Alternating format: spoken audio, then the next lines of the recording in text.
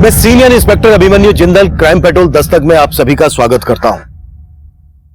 हर इंसान की अपनी अलग सोच और सीमाएं होती हैं। अंग्रेजी में कहावत है, where ignorance is bliss it is folly to be wise. यानी जो इंसान ज्ञान से अनजान होता है वो अपनी मूर्खता को ही अपना ज्ञान समझ बैठता है।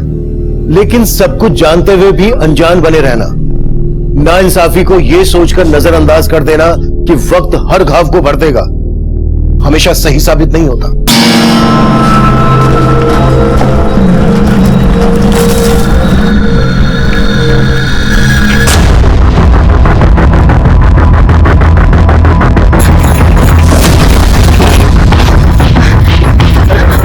जल्दी करो, जल्दी करो। अरे कौन है भाई? भैया जल्दी गाड़ी पकड़ो, 3-4 लोग मेरे पीछे पड़े। अच्छा जी, फिर तो सही गाड़ी में बैठी हो। शताब्दी राजधानी सबको पीछे छोड़ देंगे, नहीं तो नाम बदल देंगे। जय बजरंगबली।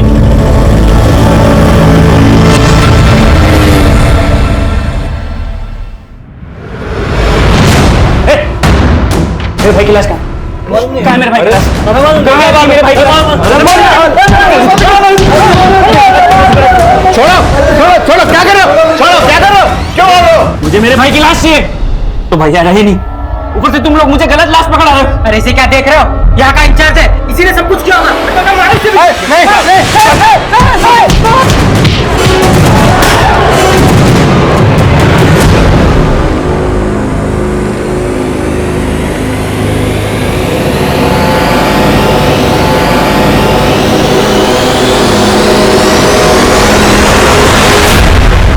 सही में गुंडा लोग ने पगलेठी होगा। बताइए, इतनी सुंदर लड़की को मारना चाहता था। अरे जिस पे जान लुटाना चाहिए उसको मारना चाहता है। बताइए, धरती पे ऐसा पगलेट मिलेगा कहीं?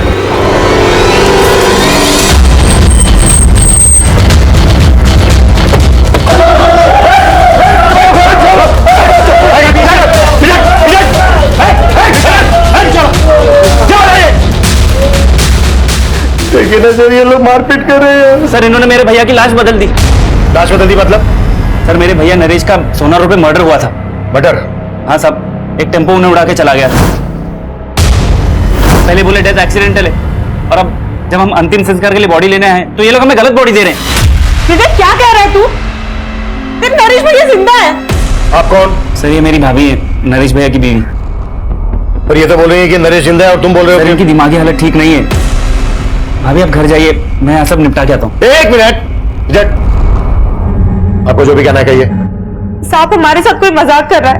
वो लाश नरेश जी की थी नहीं तो हम कैसे मान ले कि वो मर गए? सर ये शिनाख्त के लिए नहीं गई थी। सोना पुलिस ने नरेश भैया की बॉडी मुझे दिखाई थी। भाभी ने उनकी बॉडी तब देखी जब हम उन्हें अंतिम संस्कार के लिए ले जाने आए। गलत बॉडी देख के भाभी को लग रहा है नरेश भैया जिंदा है। पर तू तो कह रहा है कि तेरे भैया का एक्सीडेंट नहीं हुआ था, मर्डर हुआ था। किसी पर शक जताया था? हाँ, नरेश भैया ओवरसियर थे। एक कॉन्ट्रैक्टर अपना प्रोजेक्ट पास करवाने के लिए उन्हें रिश्वत देने की कोशिश कर रहा था। उन्होंने उस कॉन्ट्रैक्टर के खिलाफ एक्शन लिया था, उसी ने मरवाया होगा नरेश भैया को। बस कर विवेक, तू मैं कह रही हूँ तेरे भैया जिंदा है। अभी आप बीच बीच में क्यों बोल रहे हैं? मैं बात कर रहा हूँ। तू बार बार अपनी भाभी को चुप क्यों करवा रहा है? कहीं ऐसा तो नहीं है कि ये सब तेरा झोल बोल है? सर अब आप भी सोना पुलिस की जैसी बातें कर रहे हैं। मैंने उन्हें कहा था नरेश भैया का एक्सीडेंट जानबूझकर करवाया गया है, लेकिन उन्होंने मेरी बात नहीं मानी। और अब इन्होंने जब बॉडी बदल दी है तो आप इनको बचा रहे हो। हम किसी को नहीं बचा रहे हैं, समझा? क्या चक्कर है? क्या बोल रहे हैं? लाश बदल दी? सर इन लोगों को गलतफहमी हुई है। 9 नंबर की लाश इनकी थी, इनको दे दी हमने। अरे नंबर से हमें क्या लेना देना? पीछे रह के बात कर। सर हमारे भैया को पहचानेंगे नहीं क्या? उनकी बॉडी अंदर है ही नहीं, इन्होंने कहीं गायब कर दी। तो नरेश भैया का फोटो है तेरे पास? सिंह, इसका नाम, नंबर, एड्रेस ले लो। जाइए आप लोग, आप भी जाइए। करण, सोना पुलिस से जाके पता करो कि ये एक्सीडेंट का क्या चक्कर है। मैं तब तक यहां पर देखता हूं कि ये लाश वास्तव में बदली गई थी क्या फिर कहानी कुछ और है। अच्छा हुआ कि चटाई गाड़ी में था, नहीं तो ये भी खरीदना पड़ जाता। करती कहा तुम? हम तेरे जैसों को हक देते और दिलाते हैं। सही में जब से तुम गाड़ी में बैठी हो ना, एकदम इम्प्रेस कर दिया हमको। अब कंट्रोल नहीं हो रहा है, अब हो जाए। पैक भी खत्म हो गया। अरे पागल हो गया क्या रे? समझा था? क्या हुआ? पहले कपड़े तो उतार ले। अरे अब भी उतार लेते हैं हम कपड़ा।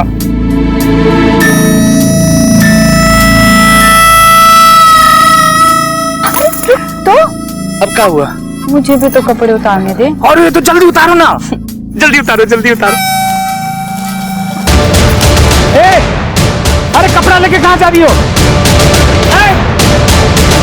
ले आ साले, बहुत हक चाहिए था ना तुझे। अब देखी तुझे हक, कुत्ता कमीना कहीं का। मेरी इज्जत लूटना चाहता था तू, मेरी इज्जत। लूट के आ रहे थे, हक तो तुम ही दे रही थी ना, हम मांगने गए थे हक। अब आ बाहर कमीना। तू ले कमीना कुत्ता कहीं का साला। साला क्वार्टर पी के चली गई है।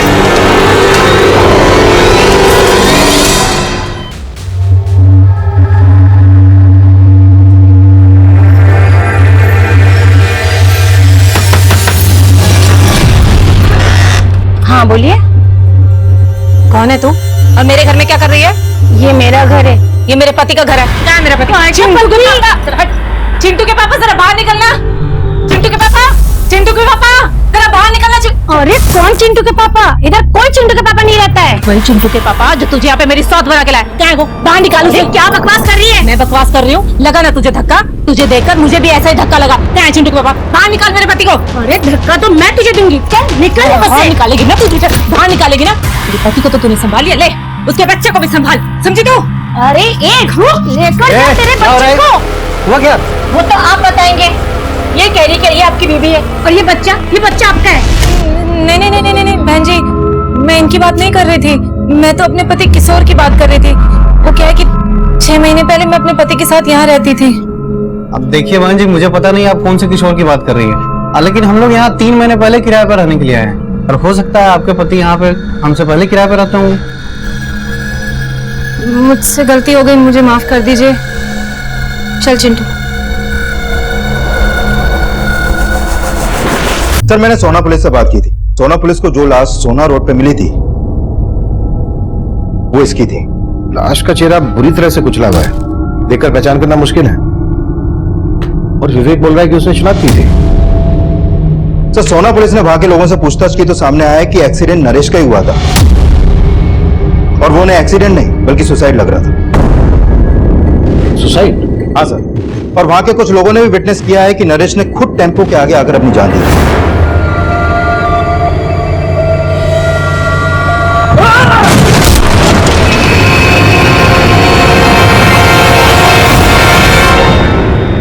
एक तरफ सोना पुलिस को कई ऐसे आई विटनेस मिले थे जिन्होंने नरेश को सुसाइड करते हुए देखा था, वहीं दूसरी तरफ नरेश का छोटा भाई विवेक बोल रहा था कि नरेश का मर्डर हुआ था, और नरेश की पत्नी मालती का मानना था कि नरेश मरा ही नहीं, जिंदा है। और इन सब बातों के बीच नरेश की लाश बदले जाने का मामला हमारे सामने आया। इस केस में दोहरे मापदंडों को देखते हुए ये केस पूरी तरह से हमें सौंप दिया गया, और हम सबसे पहले उस कॉन्ट्रैक्टर रिद्धेश सोलंकी से मिले जिस पर नरेश की हत्या करवाने का शक जताया जा रहा था। सर आप बेकार में मुझ पर शक कर रहे हैं। नरेश की मौत से मेरा कोई लेना देना नहीं है। हमने पता किया है, तुमने नरेश को रिश्वत ऑफर की थी अपना प्रोजेक्ट पास करवाने के लिए। सर हर कॉन्ट्रैक्टर ऐसा नहीं होता है। आप पहले नरेश के बारे में पता तो कीजिए। वो दिमाग से खिंचता हुआ है, दिमाग की बीमारी की दवाई भी लेता था। अच्छा सर मैं झूठ नहीं बोल रहा हूँ, गुस्सा तो उसकी नाक पे चढ़ा रहता था, और मैंने तो बस मिठाई का डब्बा उसको भेजा था। उसे लगा कि उस डिब्बे में पैसे हैं, और बस इसीलिए उस प्रोजेक्ट से उसने मेरा पत्ता साफ कर दिया। और तुमने उसी को साफ कर दिया? सर ये आप क्या कह रहे हैं? वहां पर सभी लोगों ने देखा था कि उसने सुसाइड की थी, और सर इस तरह आप मुझ पर ब्लेम नहीं कर सकते हैं। किसने क्या कहा, किस मकसद से कहा, ये हम इन्वेस्टिगेट कर रहे हैं, और अगर कुछ भी मिला ना तेरे खिलाफ तो अगली मुलाकात रिमांड रूम में होगी, और वहां पता चलेगा कि टॉर्चर क्या होता है। चल निकल चल। करण ये कह रहा है कि नरेश की दिमागी हालत ठीक नहीं है। नरेश का भाई विवेक कह रहा है कि उसकी भाभी की दिमागी हालत ठीक नहीं है। दोनों को दिमागी प्रॉब्लम। नरेश का हमें स्टेटमेंट ऑफ माइंड समझना होगा। नरेश के भाई विवेक पर भरोसा नहीं कर सकते। एक काम करो, नरेश की बीवी को थाने बुलाओ। सर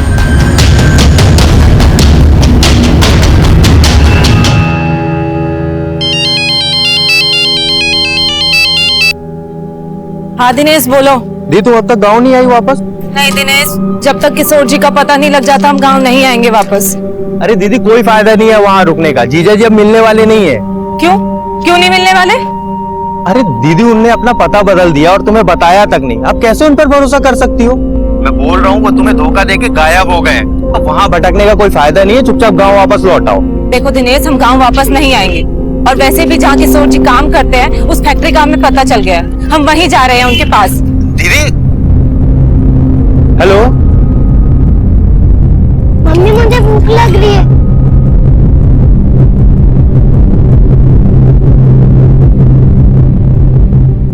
ये देखो तुम्हारा पसंदीदा चाइनीज।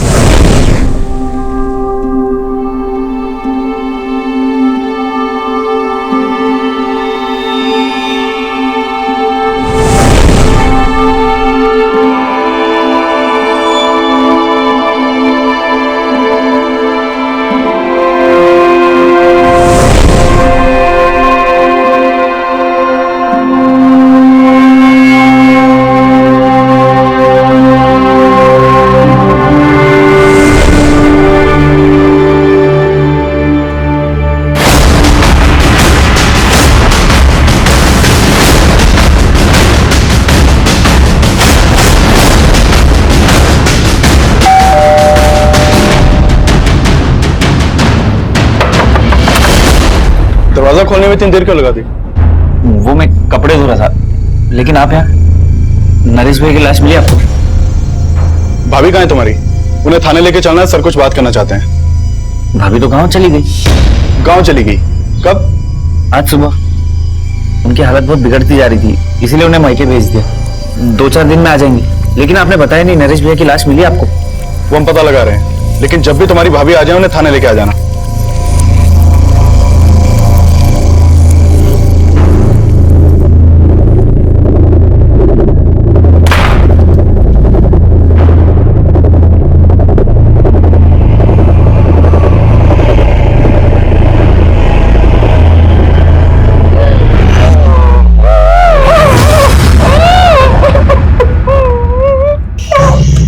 ज्यादा आवाज निकालने की कोशिश मत करो, वरना भैया की तरह आपके भी प्राण निकल जाएंगे।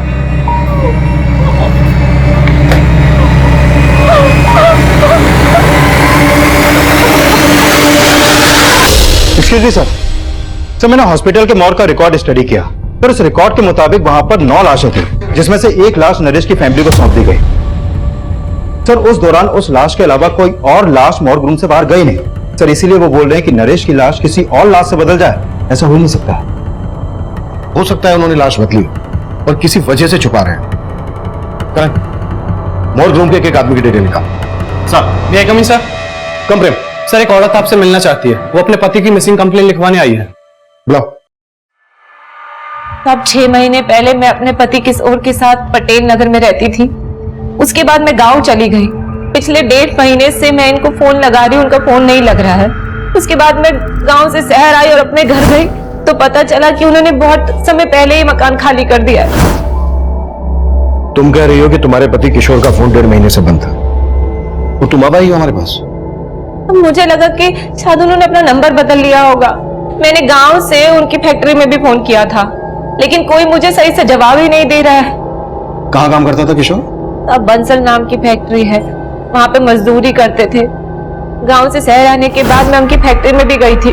वहां के चौकीदार ने बोला कि किशोर जी अब यहाँ नौकरी नहीं करते। उन्होंने 6 महीने पहले ही यहाँ से नौकरी छोड़ दी थी। लेकिन साहब मुझे ना शक हो रहा है उनकी फैक्ट्री वालों पे कि वो मुझसे कुछ छिपा रहे हैं, कुछ तो झूठ बोल रहे हैं वो मुझसे। तुम्हें ऐसा क्यों लग रहा है कि फैक्ट्री वाले झूठ बोल रहे हैं? क्योंकि साहब किशोर जी हर महीने गांव में पैसे भिजवाते थे। अगर उन्होंने नौकरी छोड़ दी होती तो फिर पैसे कहाँ से भिजवा रहे थे वो? कितना पैसा भेजता था किशोर तुम्हें? 6,000 रुपए महीना। हो सकता है उसने कोई दूसरी नौकरी कर ली हो। किशोर तुम्हें लगातार पैसे भेज रहा था, तो फिर उसने तुम्हें अपना सही एड्रेस क्यों नहीं दिया? कहीं ऐसा तो नहीं है कि उसका किसी के साथ कोई चक्कर हो? नहीं नहीं साहब, किशोर जी ऐसे नहीं है, वो कोई गलत काम नहीं कर सकते हैं। तुम दोनों की शादी कब हुई थी? 7 साल पहले हुई थी, और 1 साल पहले ही वो मुझे अपने साथ गांव से शहर लेके आए थे। साहब मैं उनके साथ बहुत खुश थी, यहाँ पर मेरा बहुत ख्याल रखते थे वो, किसी चीज की कोई कमी नहीं आने दी उन्होंने। कब से ढूंढ रही हूँ, मुझे मिल ही नहीं रहे हैं। आप उन्हें ढूंढ दीजिए ना साहब। हाँ ठीक है, तुम ऐसा करो, किशोर का हमें फोन नंबर, जिस फैक्ट्री में वो काम करता था वहां का एड्रेस, जहाँ रहता था वो एड्रेस, ये सब हमें लिखवा दो। अपना नंबर भी लिखवा देना। ठीक है नंदी,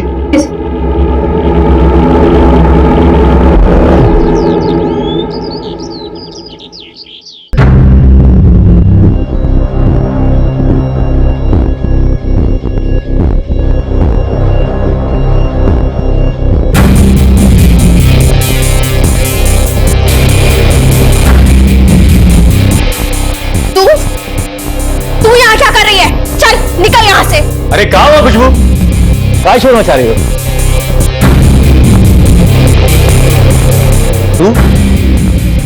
तू यहाँ क्या कर रही है? तुम क्या देख रहे हो? आरती उतारोगे क्या इसकी? निकालो बाहर इसे। ऐसे नहीं मारेगी, चल निकाल।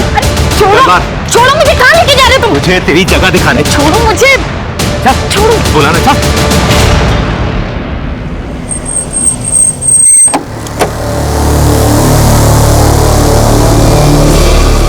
बंसल। जी, किशोर 6 महीने पहले तक मेरी फैक्ट्री में काम करता था, लेकिन फिर अचानक उसने काम छोड़ दिया। यहां से काम छोड़ने के बाद उसने कहां पर काम किया? अब ये तो मुझे पता नहीं, पर हाँ मेरे मैनेजर ने बताया कि वो अपनी आखिरी महीने की तनख्वाह भी लेकर नहीं गया। कितनी तनख्वाह थी उसकी? यही 6,000 रुपए, बाकी लेबर की तरह। 6,000 रुपए। इतने ही पैसे हर महीने वो अपनी बीवी को भेजता था, फिर अपना खर्चा कैसे चलाता होगा? तो वो बहुत जुगाड़ी आदमी था। जब वो पहले दिन मेरी फैक्ट्री में आया था ना काम करने के लिए, तो उसका पहनावा देखकर मैं मतलब हैरान हो गया था। Good morning sir. Good morning. कौन से डिपार्टमेंट से आप? सेठ जी, हम किशोर, आपका नया वर्कर, आज ही से ज्वाइन किया हूं। मैं तो सोच रहा था कि मेरे मैनेजर ने उसे किसी दूसरे डिपार्टमेंट में रखा होगा, पर बाद में पता चला कि उसे काम की काफी जरूरत थी, तो वो यहाँ मजदूरी करने को भी तैयार हो गया।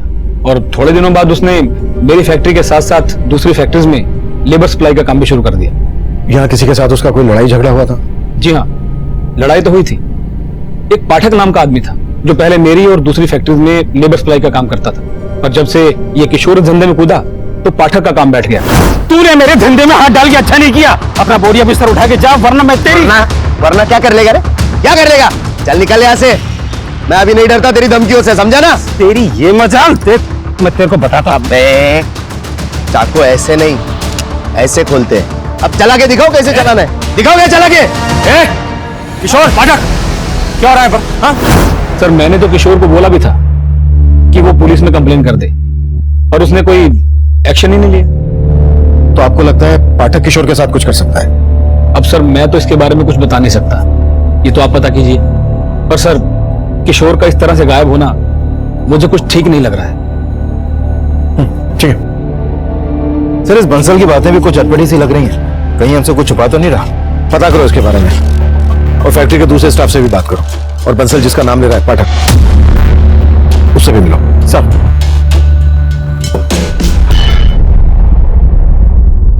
नहीं तो फालतू में जीजा जी के लिए आंसू बहा रही है। वहां गांव में तंगी में गुजारा कर रही थी और वो शहर में ऐश कर रहे थे। हम बोल रहे हैं धोखा दे रहे हैं वो तुम्हें, तो तुम उन्हीं के लिए रोए जा रही हो। पुलिस स्टेशन से फोन है, लगता है किशोर जी के बारे में पता चल गया।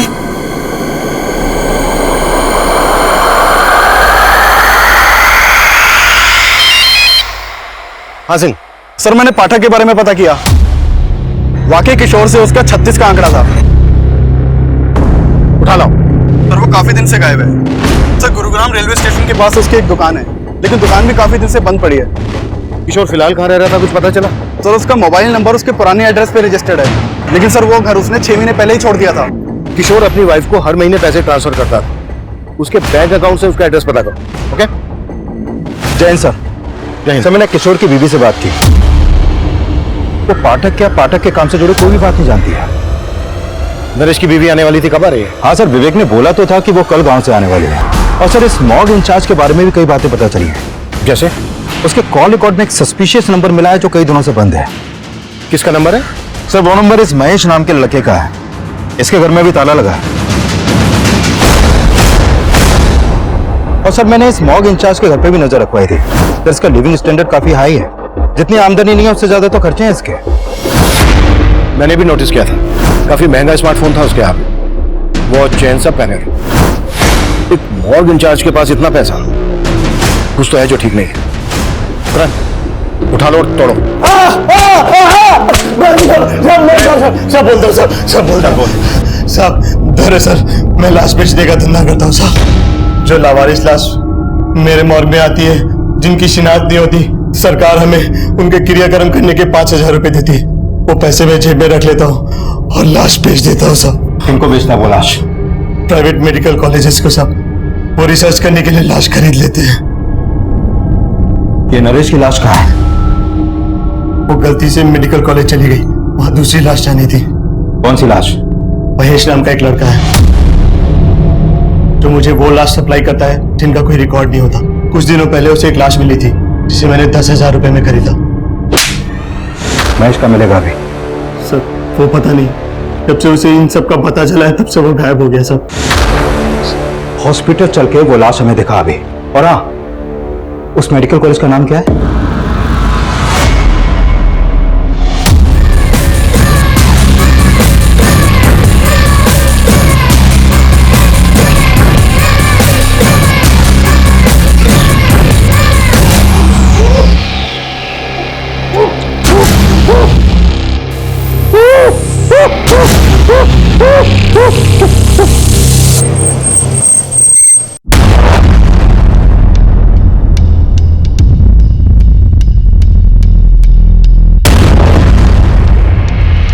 चल, नरेश के भाई और नरेश की बीवी को शनाख्त के लिए बुला लो और यहाँ के डीन और इंचार्ज को थाने लेकर आओ। ठीक है सर।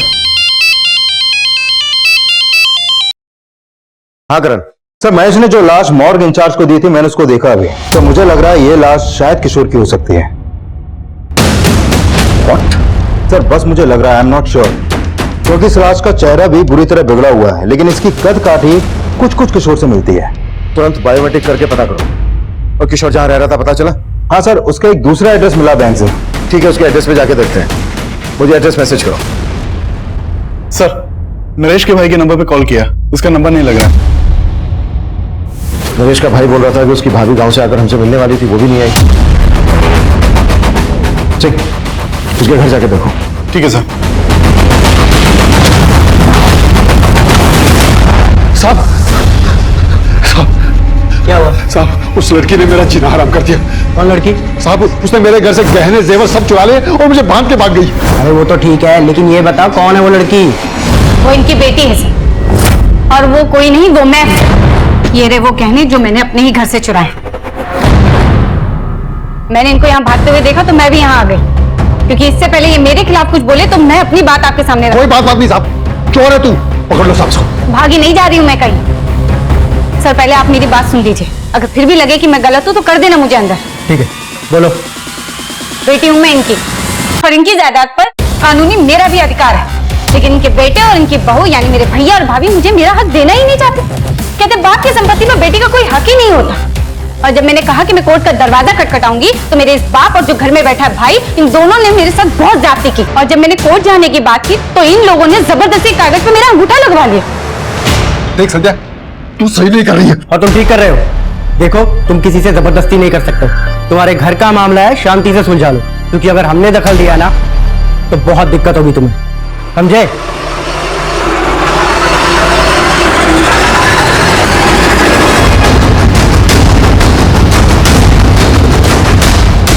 सर यही किशोर का घर है, लेकिन पड़ोसियों से पता चला है कि कई दिनों से यहाँ पे ताला लगा है।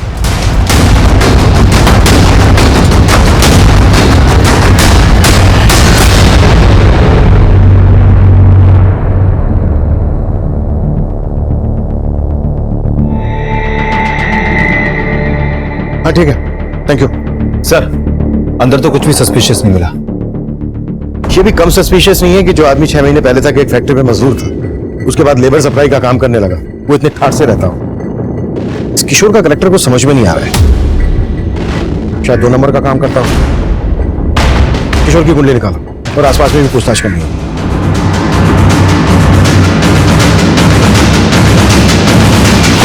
सर किशोर क्या करता था ये तो नहीं मालूम मुझे, लेकिन काफी धाकड़ आदमी था। लोग महंगी महंगी गाड़ियों से आते थे यहाँ। किशोर के साथ यहाँ कोई और भी रहता था? फिलहाल तो वो अकेला रहता है, लेकिन कुछ टाइम पहले उसकी बीबी भी यहीं रहती थी।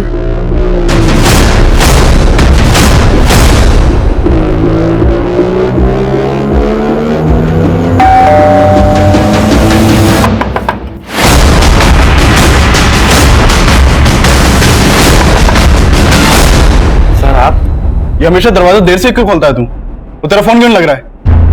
सर शायद मेरे फोन की बैटरी डाउन हो गई होगी, मैं तो सो रहा था सर। अच्छा, भाभी कहाँ है तेरी? सर गांव से आ गई क्या? सर वो भाभी तो हरिद्वार चली गई। भैया के आत्मा शांति की पूजा के लिए। अच्छा, आत्मा शांति की पूजा।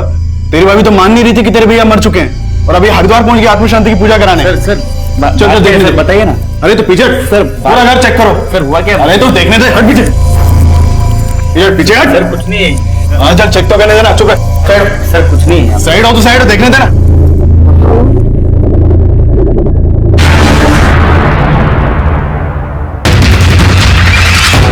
मालती, नंदिनी जल्दी आओ। पकड़ इसको,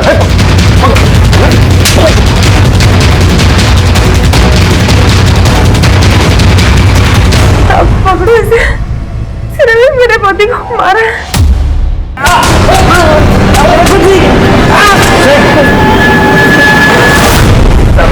मैंने कुछ नहीं किया साहब।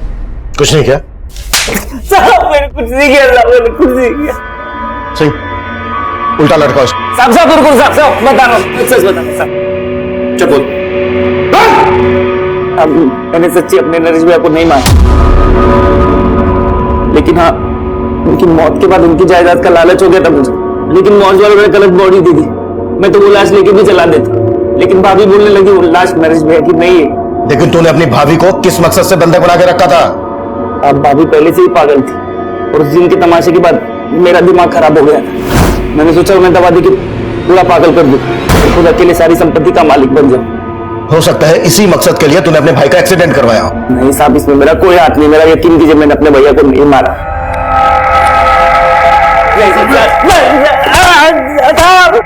सर, हमने उस लाश का बायोमेट्रिक किया था। वो लाश किशोर की है और उसके आधार कार्ड पे उसके गांव का एड्रेस है। यानी अब यह कंफर्म हो गया है कि किशोर का मर्डर हुआ है और वो लाश जो महेश ने मॉर्गेज इंचार्ज को दी थी वो किशोर की थी। महेश के बारे में कुछ पता चला? सर, हमने अपने खबरियों को उसे ढूंढने के लिए लगाया हुआ है और सर ये भी पता चला है कि किशोर की बीवी अब यहाँ नहीं है। वो कल अपने भाई के साथ गांव चली गई थी।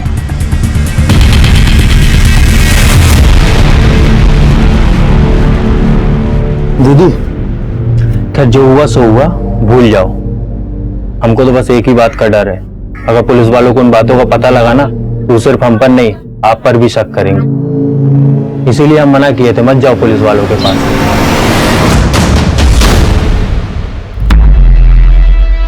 अरे अरे कौन हो तुम लोग और अंदर कैसे घुसे चले आ रहे हो? अरे भाभी जी, इन्हें मैंने बुलवाया है। अरे मैंने सोचा अपने आने की खुशी में पूरे गांव वालों को भोज खिला दूं।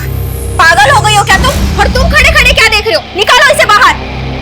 अरे ये मुझे नहीं निकाल सकते। अगर इन्होंने मुझे निकाला ना तो तुम सब के सब जेल जाओगे। क्यों पापा जी? देख संध्या, तू चाहती क्या है? हिस्सा। चल दे दिया तुझे हिस्सा, मैं तुम्हें लिख के देता हूँ। पापा जी, अब मैं लिखे विखे पर भरोसा नहीं करूंगी। हाँ, एक काम करते हैं, ये घर आप सब रख लो, लेकिन इस घर की आधी कीमत यानी कि 20 लाख रुपए कैश मुझे दे दो, कर लेते हैं समझौता। 20 लाख? भाभी जी, अगर 20 लाख नहीं दिए ना तो कोर्ट कचहरी पुलिस ये सब। पापा जी, भाभी जी तो नहीं समझ रहे, लेकिन आप तो समझ रहे हैं ना।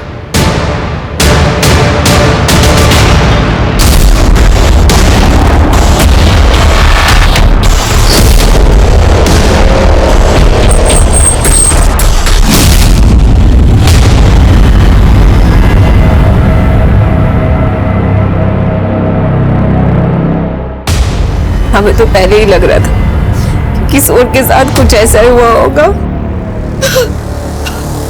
तो तुम मान रही थी कि किशोर का मर्डर हुआ था? इसे जानती हो? कौन है? हमें शक है कि किशोर के मर्डर में इसका हाथ है, लेकिन किशोर को मरवाने में दिमाग किसी और का है। सर किसकी बात कर रहे हैं आप? हमें यह भी पता चला है कि किशोर गुरुग्राम में एक आलीशान बंगले में रह रहा था अपनी बीवी के साथ। बीवी के साथ? सर,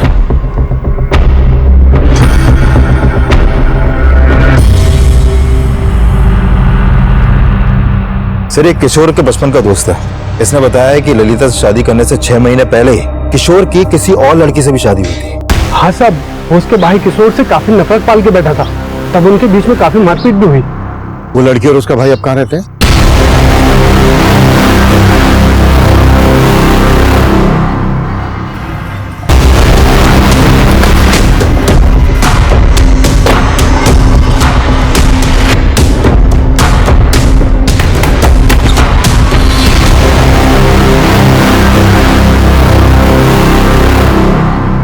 दिए थे हम धमकी किशोर को। मेरी बहन से दूर रहना, मैं जान से मारेंगे देखो। ये चल। उसके बावजूद हमारी बहन को भगा ले गया। लेकिन सर इस बात को सालों बीत चुके हैं, अब ये सब क्यों पूछ रहे हैं आप? क्योंकि किशोर का मर्डर हुआ और पता चला कि किशोर नहीं बल्कि तुम्हारी बहन संध्या उसको अपने साथ लेकर भागी थी और शहर जाकर किशोर को छोड़ के वो फिर से किसी और के साथ भाग गई। और अभी 6 महीना पहले वो वापस किशोर की जिंदगी में आई और अभी रिसेंटली उसको किशोर के साथ गुरुग्राम के एक घर में देखा गया। उसी के बाद हमें किशोर की लाश मिली। कहाँ है संध्या? सर हमें नहीं मालूम। मालूम नहीं है, कहीं छुपा के रखा उसे। अरे सर हम क्यों छुपाएंगे, हम तो उल्टा उससे पीछे छुड़ाना चाहते थे। आई थी वो यहाँ, लेकिन 6 महीने पहले।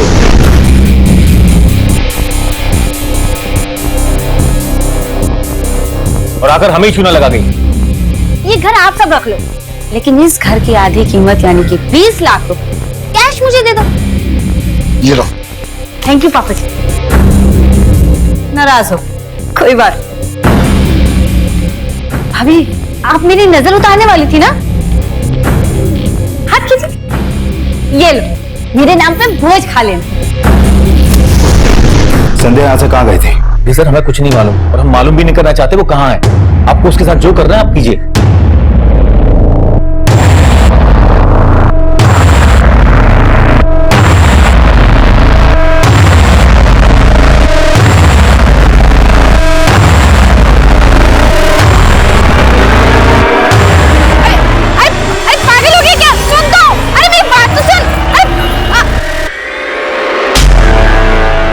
सर संध्या के भाई और फादर से उसका एक नंबर मिला था जो काफी दिनों से बंद है। हो सकता है उसने कोई नया नंबर ले लिया हो, और अगर उसने कोई नया नंबर लिया है तो किसी ना किसी सर्विस प्रोवाइडर को उसने अपना आईडी दिया होगा। करण, टेलीकॉम कंपनी को संध्या का अपडेट भेजो, शायद उसका कोई दूसरा नंबर सामने आ जाए। Right sir. किशोर की पहली पत्नी संध्या किशोर मर्डर केस में प्राइम सस्पेक्ट बनकर सामने आई, लेकिन किशोर के काम से जुड़े कई ऐसे सवाल थे जिनका जवाब हमें अभी भी नहीं मिला था। और किशोर का वो घर जो किशोर की हैसियत से काफी आलीशान था, उस घर में संध्या ही किशोर की पत्नी बनकर रह रही थी। लेकिन गांव वालों के बयान के मुताबिक संध्या ने किशोर को कई साल पहले ही छोड़ दिया था। ललिता के रहते संध्या का किशोर की जिंदगी में वापस आना, कहीं ना कहीं ललिता और उसके भाई दिनेश का इसमें किशोर को मारने का मोटिव तो नजर आ रहा था। लेकिन इतना भी साफ था कि किशोर की लाश उस मॉर्ग इंचार्ज को महेश नाम के एक लड़के ने बेची थी। और पाठक के गायब होने का रहस्य भी हमारी समझ में नहीं आ रहा था। हमने पाठक, महेश और संध्या को ढूंढने के लिए अपना खबरी नेटवर्क एक्टिव कर दिया और हमें जल्द ही महेश के सोनीपत में छुपे होने की टिप मिली।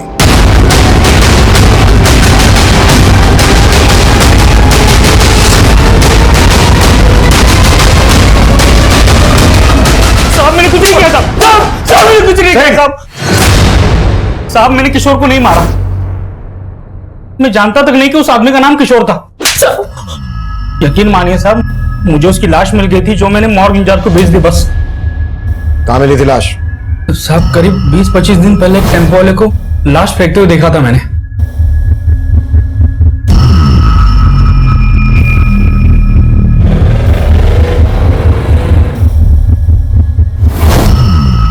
कौन था टेम्पो वाला? नंबर बोल टेम्पो का। साहब वो नंबर नहीं देख पाया, वहां पे बहुत अंधेरा था। ऐसे नहीं बोलेगा ये। कुटास! साहब मैं सच बोल रहा हूँ साहब, साहब मैं सच बोल रहा हूँ साहब, साहब साहब साहब मैं सच बोल रहा हूँ साहब।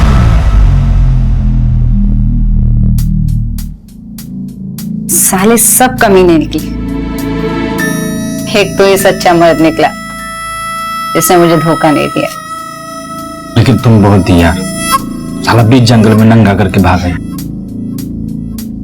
लेकिन वापस आके तेरा घर भी तो बसाया। हाँ ठीक है, फाइल तैयार करो। ओके सर, एक मोबाइल सर्विस प्रोवाइडर ने संध्या के नाम एक नंबर अलॉट किया था। वो नंबर अभी सोनीपत में एक्टिव है।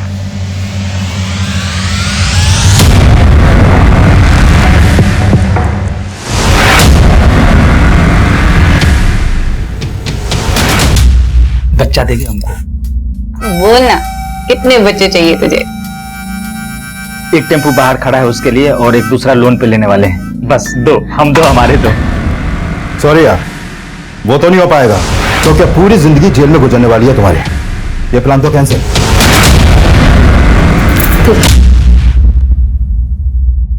मैंने किशोर को प्यार के जाल में नहीं फंसाया सर, बल्कि सच तो यही कि मैं उससे बहुत प्यार करती थी, लेकिन उसके दिल में मेरे लिए प्यार नहीं। उसके लिए मैंने अपना घर छोड़ा, उससे भागकर शादी की, और उस कमीने ने मुझे कोठे पे बेच डाला। मुझे नहीं जाना, छोड़ जिंदगी बर्बाद कर दी। छोड़, मुझे नहीं जाना, मैं पूरे 7 साल नरक की जिंदगी जी है मैंने सर। फिर 6 महीने पहले मैं किसी तरह वहां से भाग निकली।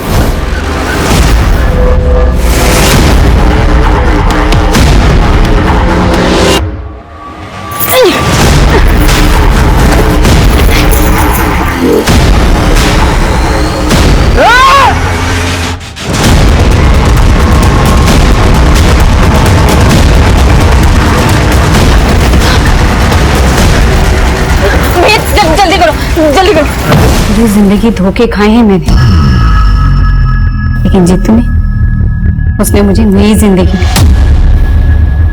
उन लोगों से भागकर सालों बाद मैं अपने घर लौटी थी, और मेरे घर वालों उन्हें जानवरों की तरह मुझे घर से निकाल दिया। लेकिन मैं भी उनसे अपना हक लेके ही मानी। लेकिन पिछले 6 महीने से तुम गुरुग्राम में किशोर के साथ उसके घर में रह रही थी। उसकी जिंदगी में फिर से एंट्री मारी, उसे बदला लेने के लिए उसे मार डाला। मैंने उसे नहीं मारा है सर। हाँ, मैंने उसकी जिंदगी में एंट्री ली, बदला भी लिया। उसने मुझे बेचा था, मैंने भी उस कमीने को 10 लाख में बेच डाला। बेच डाला? किसे बेच डाला? हाँ, मैं उससे बदला लेना चाहती थी, इसीलिए झूठ के सहारे मैंने उसकी जिंदगी में एंट्री मारी।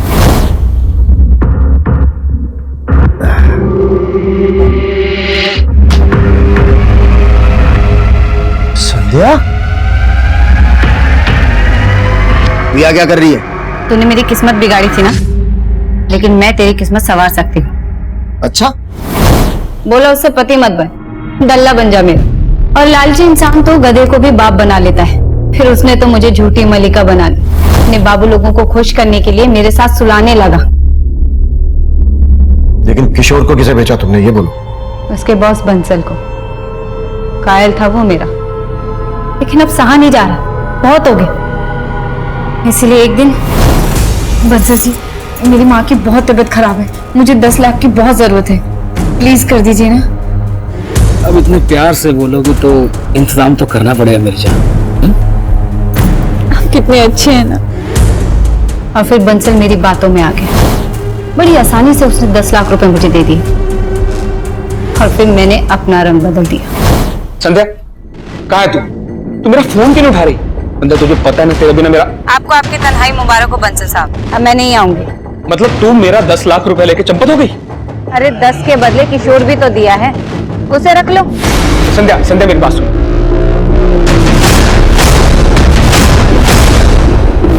मुझे नहीं पता कि किशोर के साथ बंसल ने क्या किया।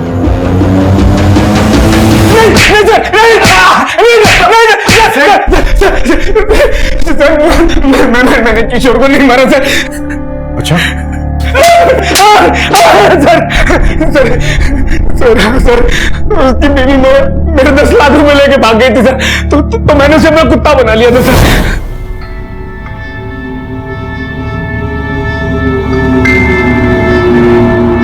और एक दिन उसने भागने की कोशिश की सर।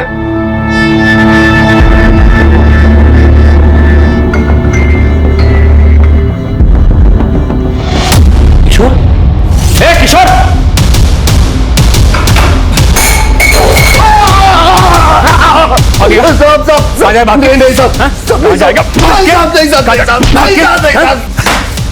पड़ा रहा रात भर यहीं पर।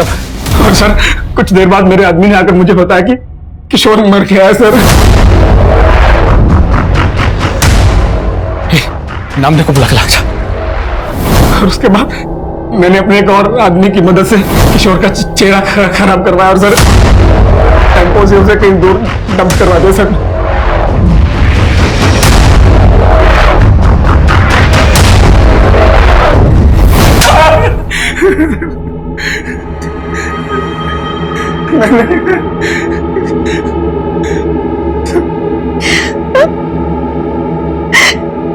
किशोर जी मेरे साथ भी यही सब करते थे। मुझे अपने दोस्त के साथ सुलाते थे।